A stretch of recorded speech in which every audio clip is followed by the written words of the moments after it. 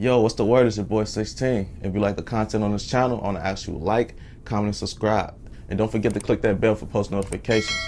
Also, I got a website at www.16shotonvisuals.com. But that's enough of me talking. Let's get to what y'all came to see. So how was that for you? You know, you mentioned being a public figure. Like, did life become different as far as like what you can do and what you can say? Like things that normal people probably would be able to do and it'll be okay and accepted.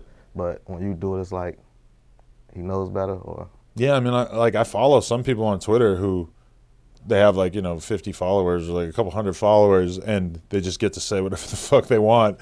And it's like a lot of times I find myself thinking like, damn, if I said that, if I said that, my whole life would be on fire for the next week. And I mean, you could do that because it's like, if you want to just pop on Twitter and, the night of a new album dropping, and everybody who's like, I'm just gonna use Nicki Minaj as an example. I like Nicki Minaj. I don't have anything negative to say about her. But if you say you thought she sucked, and you just hop on Twitter and just say like the worst thing you could think of about her, I mean, you'd probably go viral. Like I could go viral anytime I want, just saying the worst thing about public figures. And I mean, some people don't mind. They like having their life be a big fucking dumpster fire all the time and just like putting their opinions out there. And they fake opinions. They'll just have like a more extreme opinion than their real opinion just to make controversy, I don't really like it that much. Like I don't really mind being shit on, but I don't really like invite it. I try to I like looking at my Twitter feed and being like, ooh, I haven't tweeted in a couple of days. That's tight. Like I haven't taken a chance at getting myself in trouble. Because every time you tweet, it's just big old chance that you're going to be dealing with it afterwards, Yeah. So how you feel about like the cancel culture? Like, do you feel like it should be a place for that, like where people have that much power, just be like, all right, we're canceling this person?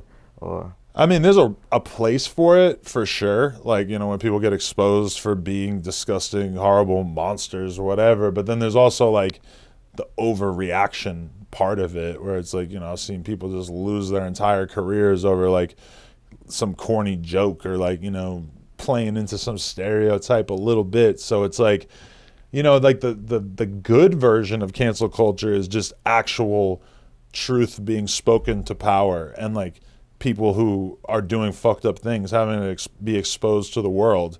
And then the bad version is that exact same mechanism being exploited and exaggerated and used against anyone. And you hear about it happening all the time where you'll fucking have some kid in college who's just like getting kicked out of college for having some boring ass opinion that like some woke kid disagrees with or whatever. So yeah, I think that like there's definitely a correction that's taking place in our society to a certain extent where it's becoming less cool to cancel people. And like think about what happened with Dave Chappel. I felt like the majority of people, the vast majority of people were laughing at the people who were trying to cancel him. I ain't gonna lie, I was surprised he survived it, seeing like how things be going. Because if that was a few years ago, he might not have survived it. But I think things have gotten a little bit better in that sense that like people realize how ridiculous and out of control it is. But then at the same time, I mean, there's a lot of people who get canceled that we don't get to hear about. The shit that happens in colleges and shit. Because it's like, yo, if you're famous, you can get canceled and sort of like make it through. I know a lot of people who've been accused of the worst shit, like comedians and shit, and like, yeah, they're not gonna get a Netflix deal, but they can still tour, they could still do merch, they could still have a podcast, and like they find a way to make it work.